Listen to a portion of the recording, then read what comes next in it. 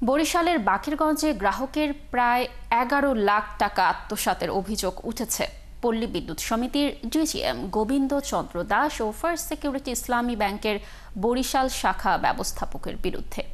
এ নিয়ে আদালতে মামলা করেছেন লোকমান হোসেন নামের এক ভুক্তভোগী গ্রাহক। পরে গ্রাহকের অভিযোগের ভিত্তিতে তদন্তে নেমেছে পিবিআই। তালুকদার জুয়েলের তথ্য ও ছবিতে প্রতিবেদন। বিকাশে ব্যবসা করতেন বরিশালের বাকেরগঞ্জের লোকমান হোসেন।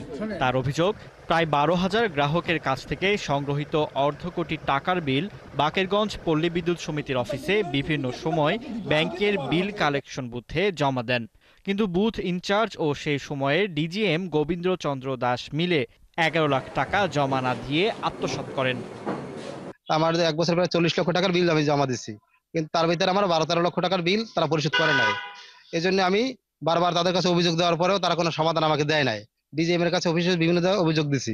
এই ঘটনার সুষ্ঠু তদন্ত করে বিচারের দাবি জানান ভুক্তভোগীরা। প্রায় ১২ থেকে ১৩ লাখ টাকার একটা গড়মিল মানে আত্মসাৎ করছে। এটা হচ্ছে ফার্স্ট সিকিউরিটি ইসলামী ব্যাংকের। তারা কোনো সাইনবোর্ড ব্যবহার না করে এই পল্লী বিদ্যুৎ অফিসের মধ্যে এটা করছে। ফার্স্ট সিকিউরিটি ইসলামী ব্যাংকের শাখা, কিন্তু আমাদের যে বিল নিত ওখানে সিলও দিত না, সিল দিত পল্লী বিদ্যুৎ সমিতি বরিশালের।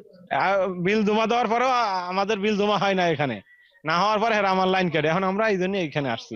মার্চ মাসে বিল দেওয়ার বিল কাগজ আসার পরে পিছনের যে বিল ছিল সে বিল সহ সব আবার চলে আসছে। এখন আবার এই বিল দেওয়ার জন্য আসছি আমি এখানে। এই ঘটনা জানাজানি হলে বিল কালেকশনের বুথ বন্ধ করে ওই ডিজিএম বদলি নিয়ে অন্যত্র চলে যান। আর এই নিয়ে কথা বলতে চাননি পল্লী বিদ্যুৎ সমিতির নতুন ডিজিএম। ব্যাংকের সাথে যে চুক্তি হয় সে চুক্তি আমাদের বরিশাল পল্লী বিদ্যুৎ সমিতি সদর দপ্তর চুক্তি করে। চুক্তির বিষয়টা আসলে আমি যেহেতু পরে জয়েন করছি বিস্তারিত জানি না। আর উপজেলা নির্বাহী কর্মকর্তা বলছেন ঘটনার তদন্ত চলছে, পরে যথাযথ ব্যবস্থা নেওয়া হবে।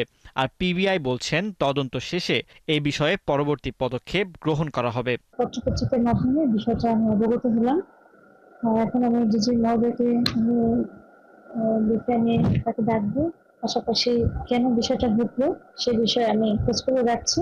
গোবিন্দ চন্দ্র দাস আমাদেরকে বিবাদী করে একটা মামলা করছে যে ১৩ লক্ষ টাকার মতো প্রায় আত্মসাৎ করছে। আমরা আসলে এই ঘটনার কোর্ট আমাদেরকে তদন্তের জন্য পাঠাইছে।